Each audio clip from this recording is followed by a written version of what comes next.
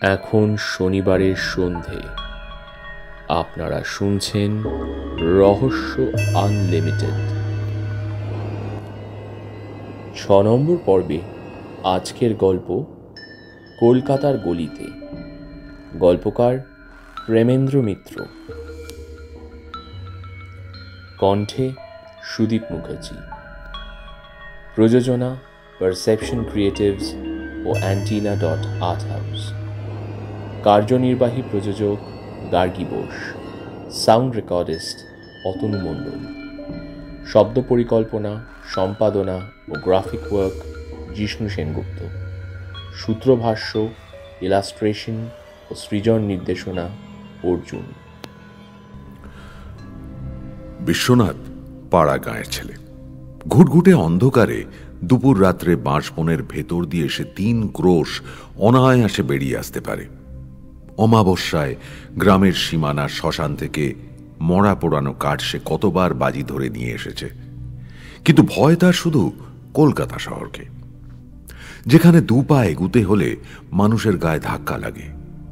Electric আর gas লাইটের কল্যাণে যেখানে দিন কি রাত চেনবার জো নেই বললেই হয়, সেইখানেই এক রাতে সে যা বিপদে পড়েছিল। বিশ্বনাথ বলে, না, কলকাতা শহরে সন্ধ্যার পর বেরুনো নিরাপদ না।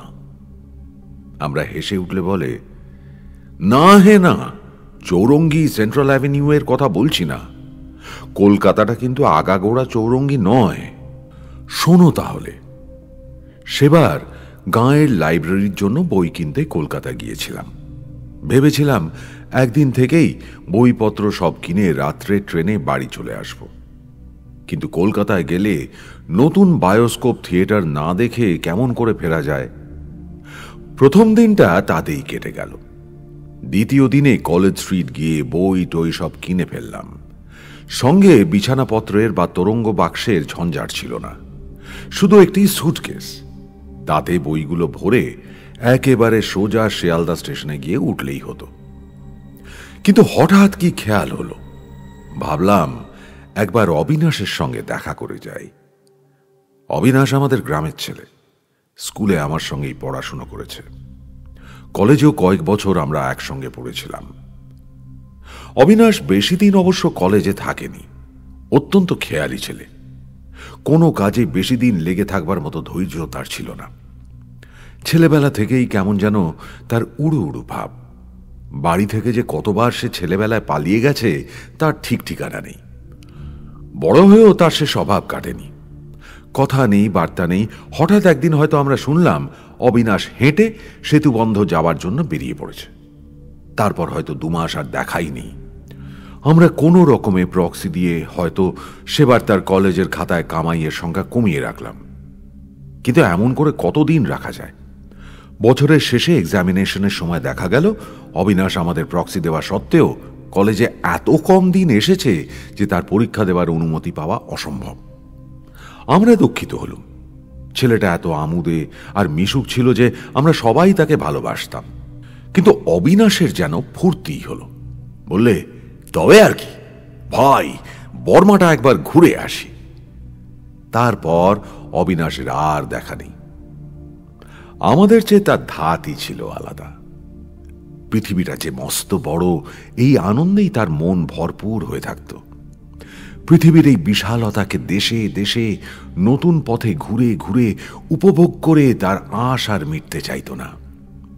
যেসব দেশ সে এখনো দেখেনি তার আকর্ষণের কথা সে মাঝে মাঝে এমন তন্ময় হয়ে বলতো যে আমাদেরও কখনো কখনো মোহ ধরে যেত। কেমন যেন মনে হতো এই ছোট্ট শহরে ছোট্ট জানাকটি রাস্তায় দুবেলা যাওয়া আসায় জীবনের কোনো সার্থকতাই নেই। পথ যেখানে অফুরন্ত, আকাশের যেখানে কুল কিনারা নেই, এমন জায়গায় বড় করে বুক ভরে নিঃশ্বাস নিতে না পারলে যেন বাঁচাই বৃথা। কিন্তু আমাদের এই ক্ষণিক মোহ অবশ্য খানিক বাদেই কেটে যেত। কিন্তু অবিনাশের এই মোহই ছিল সব। মাস 3 আগে আমার গ্রামের ঠিকানায় এই অবিনাশের একটা চিঠি পেয়েছিলাম, বহুদিন বাদে। একটা গলির ঠিকানা দিয়ে লিখেছিল যে অনেক জায়গা ঘুরে ফিরে সে কলকাতায় এই ঠিকানায় আপাতত আছে। আমি এসে তার সঙ্গে যেন দেখা করি। এতদিন বাদে তাকে সেই ঠিকানায় পাওয়া হয়তো যাবে না জেনেও একবার যেতে ইচ্ছে হলো। বাড়ির নম্বরটা ভুলে গিয়েছিলাম, কিন্তু গলিটা মনে ছিল। ভাবলাম কলেজ স্ট্রিট থেকে বেশি দূর হবে না, ট্রেনেরও এখন দেরি আছে, একবার দেখা করেই যাই, যদি তাকে পাওয়া যায়। একটু খোঁজাখুঁজির পর একটা গলি রাস্তায় ঢুকে একজনকে জিজ্ঞাসা করে জানলাম আর একটু গেলেই অবিনাশ যে গলিতে থাকে তা পাওয়া যাবে। রাত তখন বেশি নয়, বড় জোর 8টা হবে, কিন্তু গলি দিয়ে খানিক দূর হেঁটেই একটু আশ্চর্য হয়ে গেলাম। গলি হোক আর যাই হোক, কলকাতার পথ তো বটে, অথচ এই 8টা রাত্রে সেখানে একটিও জনপ্রাণী নেই। ভেবেছিলাম খানিক দূর গিয়ে আবার কাউকে পথ জিজ্ঞাসা করব, কিন্তু লোক কোথায়? তাছাড়া গলিটাও ফুরোতে চায় না। একবার সন্দেহ হলো হয়তো ভুল পথে এসেছি, কিন্তু যে লোকটা আমায় খবর দিয়েছে, আমায় ভুল পথ দেখিয়ে তার লাভ কি? নির্জন রাস্তায় চুরি ডাকাতি, কিন্তু আমার কাছে কি এমন $150 টাকা আছে যে চোরদের ষড়যন্ত্র করতে হবে? আমার সাজ পোশাক দেখে বড়লোক বলে ভুল করবার কোনো সম্ভাবনা নেই। তবে আরো খানিকটা এমনি করে এগিয়ে গেলাম। পথ তেমনই নির্জন, বাতিগুলো এ পথের মিটমিটে হতে হয়। একে গ্যাস পোস্টগুলো অত্যন্ত দূরে দূরে, তার উপর কি কারণে জানি না আলো তাদের এত ক্ষীণ যে রাস্তা আলো হওয়া দূরের কথা, সেগুলো যে জ্বলছে এইটুকু বুঝতে কষ্ট হয়। খাস কলকাতার ভেতর এমন রাস্তা আছে কে জানত? দুপাশের বাড়িগুলো যেন মান্ধাতার আমলের তৈরি। কোনো রকমে হাড় বেরুনো ইট কাঠের জীর্ণ দেওয়ালগুলো দাঁড়িয়ে আছে। না আছে কোনো বাড়িতে একটা আলো, না জনমানুষের একটু শব্দ। সে রাস্তার পাশে সারের পর সার পোড়ো বাড়ির মতো সব খাঁ খাঁ করছে। ক্রমশ মনে হলো একটা কেমন যেন ভ্যাপসা গন্ধ নাকে আসছে। বহুদিন আলো বাতাস যেখানে ঢোকেনি, মানুষের বাস যেখানে বহুদিন ধরে নেই, এমন ঘরে ঢুকলে যেমন গন্ধ পাওয়া যায়, গলিটায় ঠিক সেই রকম একটা গন্ধ পাচ্ছিলাম। লোকটা বলেছিল কিছুদূর গেলেই ডাইনে গলি পাওয়া যাবে, কিন্তু জনমানুষহীন জীর্ণ বাড়ির সারের ভেতর ডাইনে বাঁয়ে কোথাও কোনো পথ নেই। সামনের পথও খানিক দূরে গিয়ে দেখলাম বন্ধ। যে পথে ঢুকেছি গলিটার ওই একটি মাত্রই তাহলে বেরুবার রাস্তা।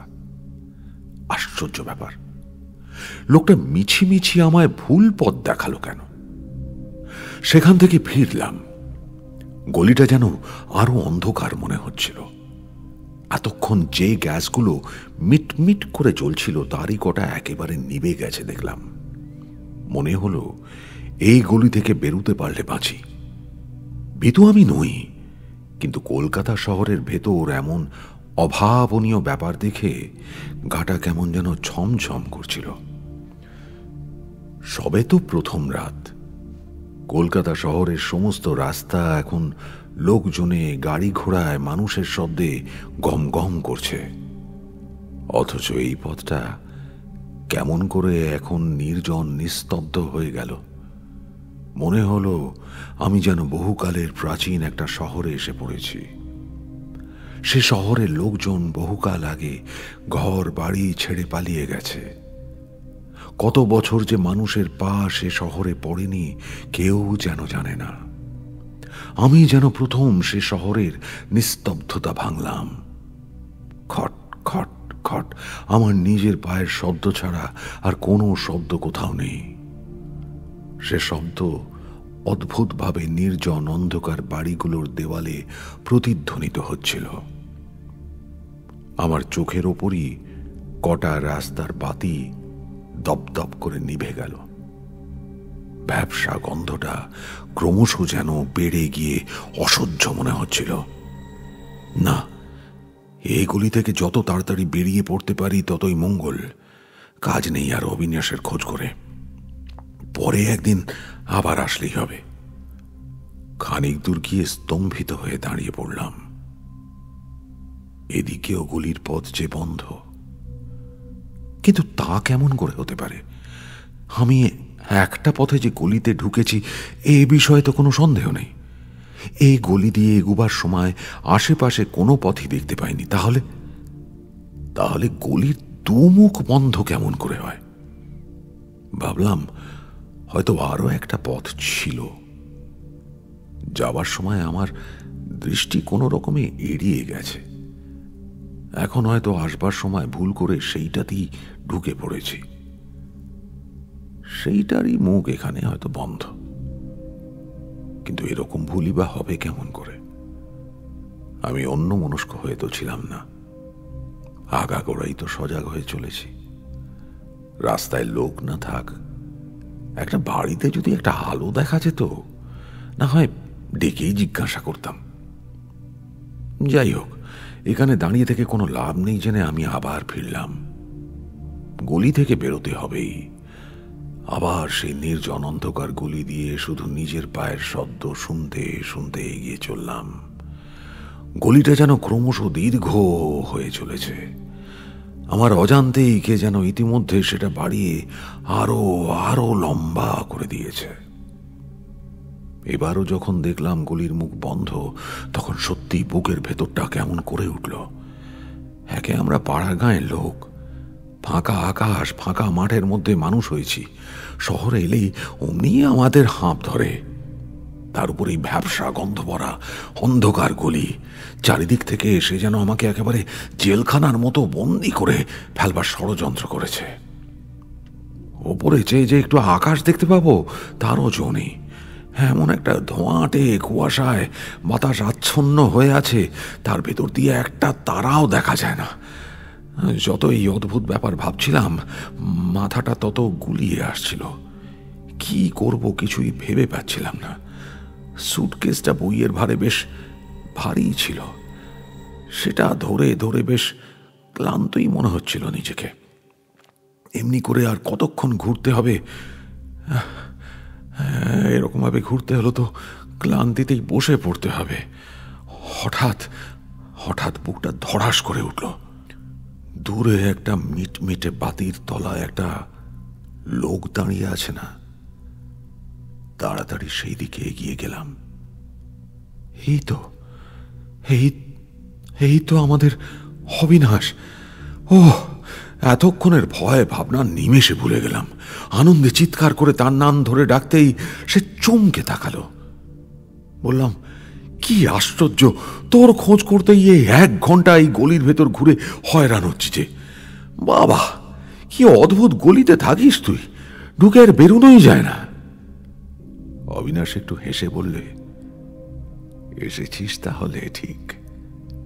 বললাম, এসেছি আর কই, তোর দেখা না পেলে এই গলির ভেতর তোর বাড়ি কি খুঁজে বার করতে পারতাম? সে কথার কোনো উত্তর না দিয়ে অবিনাশ বললে, আমায় তাহলে তোর মনে আছে ভাই? মনে থাকবে না কেন?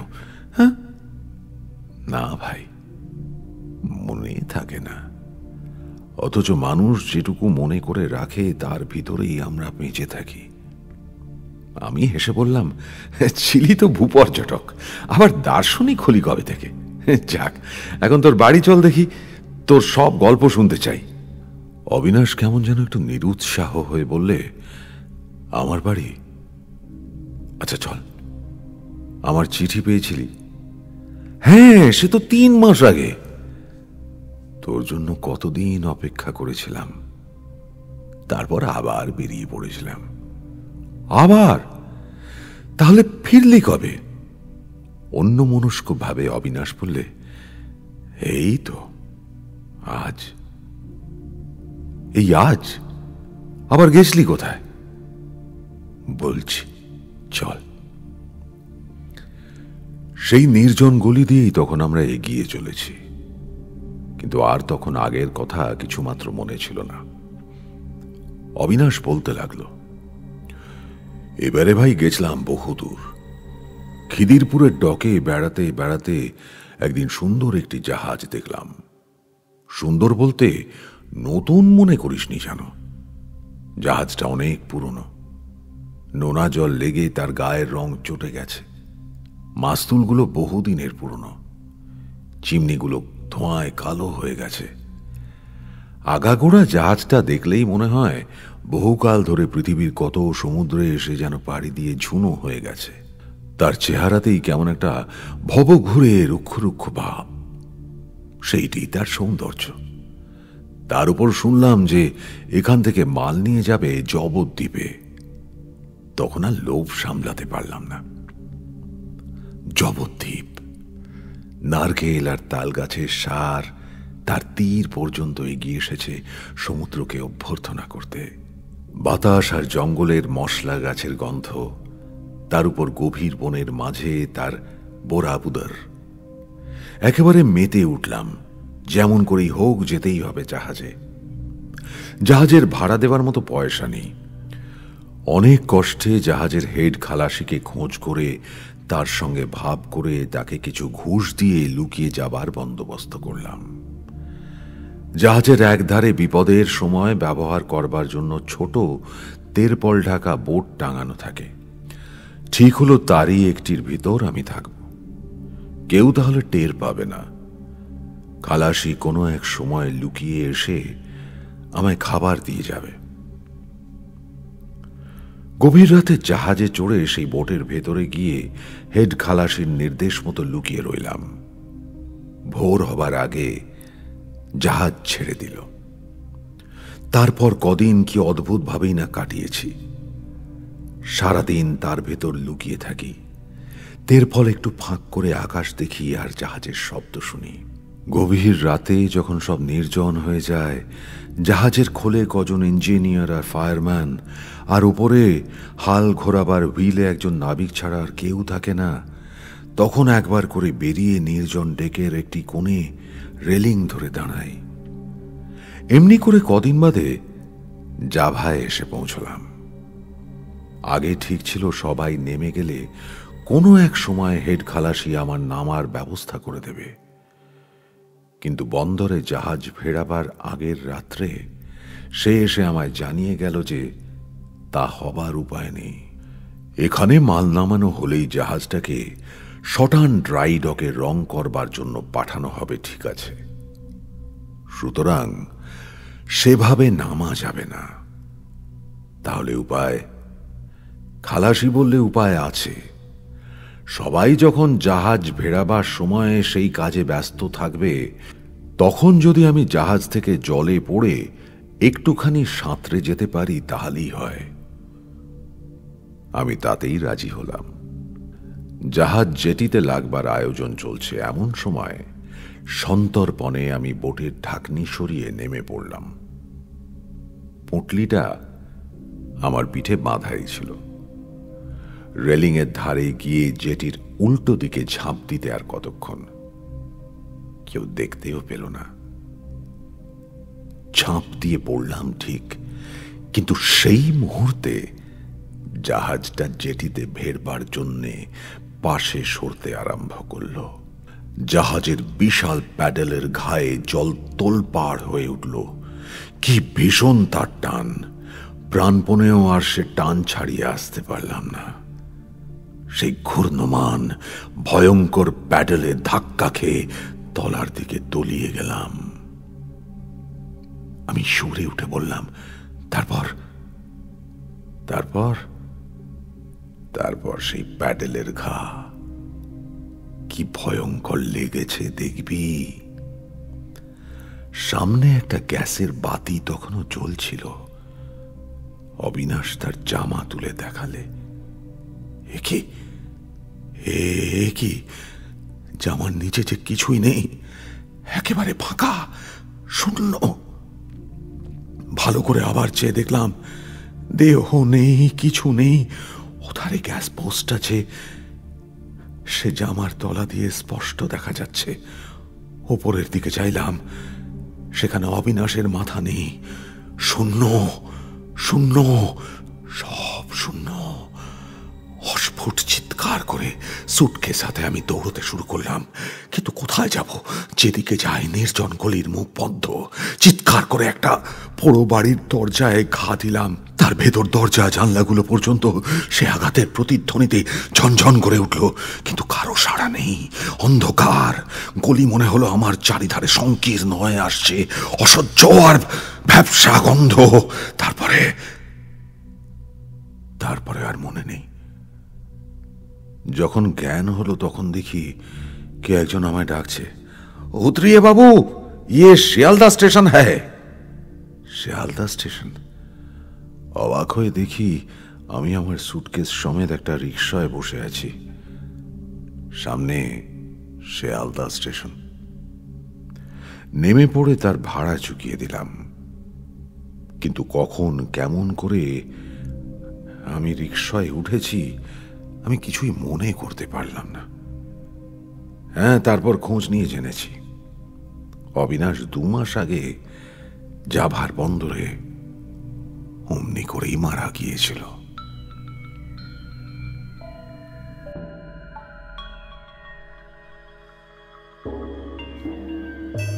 শেষ হলো আজকের গল্প।